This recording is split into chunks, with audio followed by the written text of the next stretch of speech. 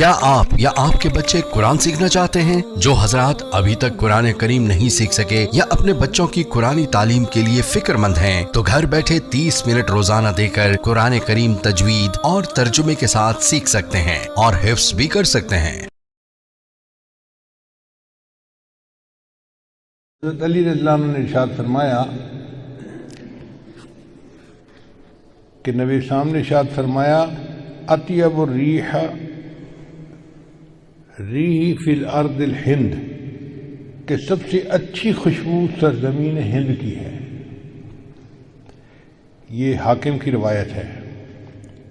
علامہ اقبال نے اسی کو کہا تھا، میر عرب کو آئی ٹھنڈی ہوا جہاں سے، میرا وطن وہی ہے، میرا وطن وہی ہے۔ یعنی نبی علیہ السلام نے ارشاد فرمایا کہ مجھے اس طرف سے ٹھنڈی ہوا آتی ہے۔ تو آقا صلی اللہ علیہ وسلم کا یہ فرمانا کوئی بشارت رکھتا ہے۔ چنانچہ اگر سعودی عرب کے مشرق میں دیکھیں نا تو 4 ملک بنتے ہیں۔ ایک تو ہندوستان بنتا ہے، مگر اس میں تو چونکہ ہندوؤں کی اکثریت ہے، سکھوں کی اکثریت ہے، مسلمان اگرچہ 20 کروڑ ہیں مگر وہ ان میں تحلیل ہو جاتے ہیں، پتہ ہی نہیں چلتا کہ مسلمان ہیں یا نہیں۔ ہر معاملہ وہاں ہندوؤں کے ہاتھ میں ہے۔ تو ہندوستان تو آپ ایک طرف کر دیں۔ پھر اس کے بعد دوسرا ملک ہے ایران۔ ایران میں شیعوں نے ایسا قبضہ کیا ہوا ہے کہ وہ شیعت کے اندر لپٹے ہوئے ہیں، لہذا وہ بھی آؤٹ آف کویسچن ہو گیا۔ اب باقی 2 ملک رہ جاتے ہیں، ایک پاکستان اور ایک افغانستان۔ ان دونوں میں اہل سنت والجماعت لوگ موجود ہیں اور دین کی محبت والے اور دین پر عمل کرنے والے لوگ موجود ہیں۔ تو اس کا مطلب یہ ہوا کہ نبی علیہ السلام کو جو ٹھنڈی ہوا آپ نے فرمایا کہ مجھے ٹھنڈی ہوا آ رہی ہے، وہ پاکستان اور افغانستان اس علاقے سے آ رہی تھی۔ ویسے بھی اگر آپ تاریخ کا مطالعہ کریں نا تو 2 پہاڑوں کا سلسلہ ہے، ایک ہے کوہ ہمالیہ اور ایک ہے کوہ ہندو کش۔ اگر نقشہ اٹھا کے دیکھیں تو اس کے اندر ایک مثلث بنتی ہے۔ اس مثلث کو اس زمانے میں وادی سندھ کہا جاتا تھا۔ اگر ایگزیکٹ جگہ دیکھنی ہو تو جیسے ہمارے ہاں مالاکنڈ کے پہاڑ ہیں نا، وہ بالکل اسی کے اندر آتے ہیں۔ تو گویا نبی علیہ السلام نے فرمایا کہ مجھے اس طرف سے ٹھنڈی ہوا آ رہی۔ ٹھنڈی ہوا کا کیا مطلب؟ کہ یہاں سے دین کی محنت اٹھے گی اور بالآخر پوری دنیا کے اندر دین پھیلنے کا ذریعہ بن جائے گی۔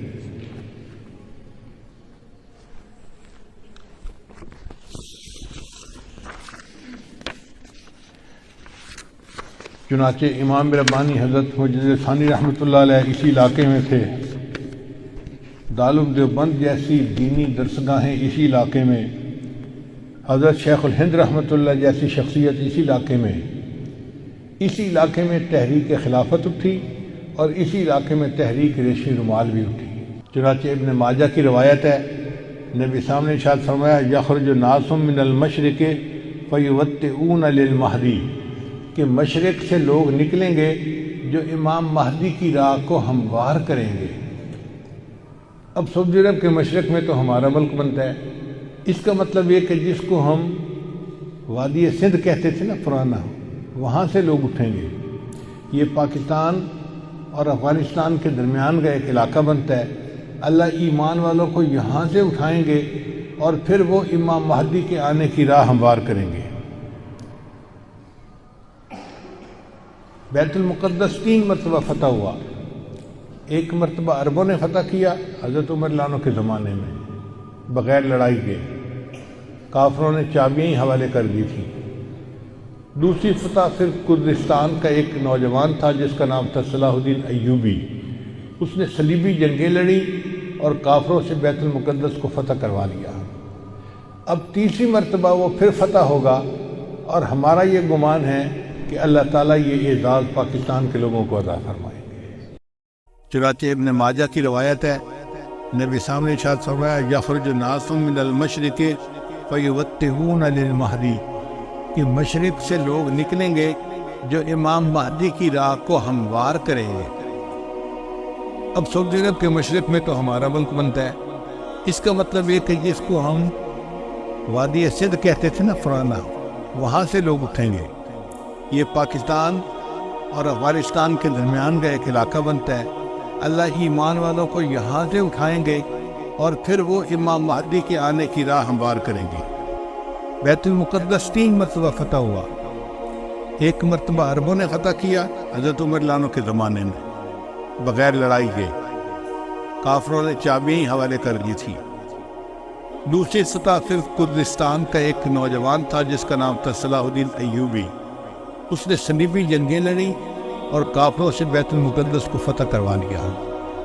اب تیسری مرتبہ وہ پھر فتح ہوگا اور ہمارا یہ گمان ہے کہ اللہ تعالیٰ یہ اعزاز پاکستان کے لوگوں کو ادا فرمائے. علامہ اقبال نے بہت خوبصورت شعر کہا ہے فارسی میں، خضر وقت از خلوت دشت حجاز آید برو. خضر وقت سے مراد امام مہدی. خضر وقت از خلوت دشت حجاز آید برو، کاروان زی وادی دور و دراز آید برو. یعنی زی عظیم یہ کارواں جو ہے نا یہ دور دراز سے آئے گا اور حجاز کے اندر آ کر یہ برآمد ہوگا. حدیث مبارکہ میں بھی ہے کہ امام مہدی آئیں گے مگر وہ چھپے ہوں گے، اپنے آپ کو چھپائیں گے. پہلے مدینہ طیبہ میں ہوں گے مگر وہ وہاں سے مکہ مکرمہ اس لیے آ جائیں گے کہ لوگ مجھے پہچاننا نہیں. چھپ رہے ہوں گے لوگوں سے کہ لوگ مجھے دیکھ نہ لیں، پہچان نہ لیں.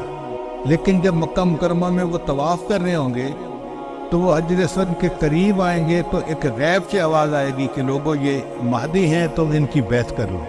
تو لوگ ان کے ساتھ بیعت کر لیں گے اور پھر ان کے ساتھ ایک لشکر شروع ہو جائے گا. یہ لشکر ایسا ہوگا کہ جس نے بالآخر بیت المقدس کو فتح کر لیا. حدیث مبارکہ میں ہے کہ کالے جھنڈے یہ نیتر لوگ اٹھیں گے اور وہ اس کو جا کر بیت المقدس کے اندر گاڑیں گے. یعنی امام مہدی کے ہاتھ پہ اللہ تعالیٰ بیت المقدس کو فتح کروائیں گے. پھر امام مہدی موجود ہوں گے تو ان کی موجودگی میں حضرت عیسیٰ علیہ السلام بھی آئے گے. دمشق کی ایک مسجد ہے، اس مسجد میں وہ نماز کے لیے کھڑے ہوں گے، تکبیر کہی جائے گی تو اتنے میں حضرت عیسیٰ علیہ السلام اس مسجد کے مینارے کے اوپر اتریں گے آسمان سے.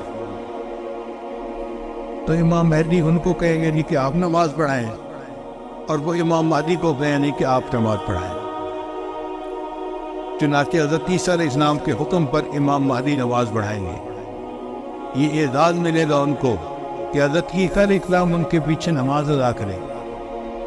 اب حضرت عیسیٰ علیہ السلام نبی علیہ السلام کی شریعت کے مطابق یہاں پر زندگی گزاریں گے. یہ ان کے لیے بھی اعزاز کہ انہوں نے دعا مانگی تھی کہ اللہ مجھے اپنے محبوب کی امت میں ہونے کا شرف عطا فرما، تو اللہ نے ان کو آسمانوں پہ بلا لیا اور پھر اللہ ان کو دوبارہ بھیجیں گے تاکہ وہ اس شرف کو حاصل کر سکے. پھر حضرت عیسیٰ علیہ السلام بیت المقدس آئیں گے. اتنے میں دجال بھی آ جائے گا. اب دجال جو ہے وہ پوری دنیا کے اندر کفر کو پھیلائے گا. اس کے پاس ٹیکنالوجی ایسی ہوگی کہ بارش برسے گی، کھیتیاں زیادہ ہو جائیں گی، پھل زیادہ ہو جائیں گے اور لوگ اس کے پیچھے لگ جائیں گے مادی وسائل کی وجہ سے.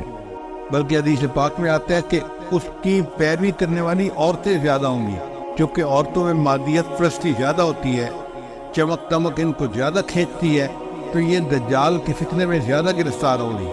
پھر حضرت عیسیٰ علیہ السلام کو جب پتہ چلے گا تو وہ دجال کی پیچھا کریں گے کہ اس کو قتل کریں. اب دجال وہاں سے بھاگے گا تو بھاگ کے کہاں جائے گا؟ وہ اسرائیل جائے گا اور وہاں پر ایک جگہ ہے اس کا نام ہے باب لد. اس وقت بھی اسرائیل میں ایک ایئرپورٹ ہے، اس کا نام ہے لد ایئرپورٹ.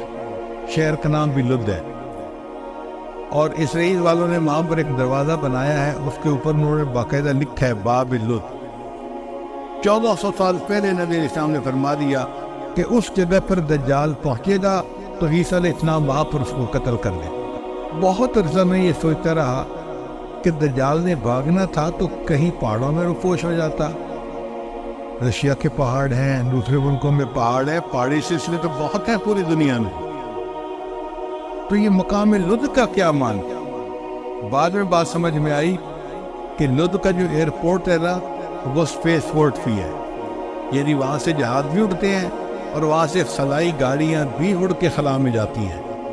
اس کا مطلب یہ کہ دجال یہ چاہے گا کہ میں لد پہنچوں اور وہاں سے اسپیس شپ میں بیٹھ کے میں خلا میں چلا جاؤں، کیونکہ دنیا میں تو مجھے یہ نہیں چھوڑیں گے، تو میں یہاں دنیا سے چلا ہی جاؤں۔ تو اس کی کوشش یہ ہوگی کہ میں یہاں سے خلا میں چلا جاؤں، مگر اللہ تعالیٰ فضل فرمائے گے اور عیسیٰ علیہ السلام اس کو اپنی فلائٹ لینے سے پہلے لد کے مقام پہ قتل کر لیں۔ پھر اس کے بعد عیسیٰ علیہ السلام بیت المقدس کے تخت پر بیٹھ کر پوری دنیا کے فیصلے کریں گے۔ پوری دنیا کی حکومت عیسیٰ علیہ السلام کے ہاتھ میں ہوگی۔ پھر عیسیٰ علیہ السلام صلیب کو توڑیں گے اپنے ہاتھوں سے، اور پھر یہود و نصارہ میں جو ان کی مخالفت کرے گا اس کو وہ قتل کریں گے، حتیٰ کہ ایک ایسا وقت آئے گا کہ پوری دنیا میں ایک بھی بندہ غیر مسلم نہیں رہے گا، سارے مسلمان ہو۔ اس وقت اتنی برکتیں ہوگی، حدیث پاک میں آتا ہے کہ ایک گائے کا دودھ پورے خاندان کے لیے کافی ہو جائے گا۔ اب یہ بات تو سمجھ میں آتی ہے، آج ایسی گائے بن گئی ہیں جو 100 لیٹر دودھ دیتی ہیں ایک دن میں۔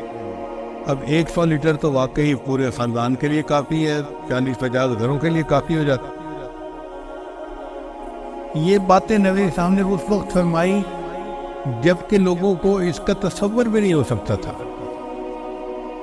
میرے آقا صلی اللہ علیہ وسلم کی نگاہ کیسی تھی؟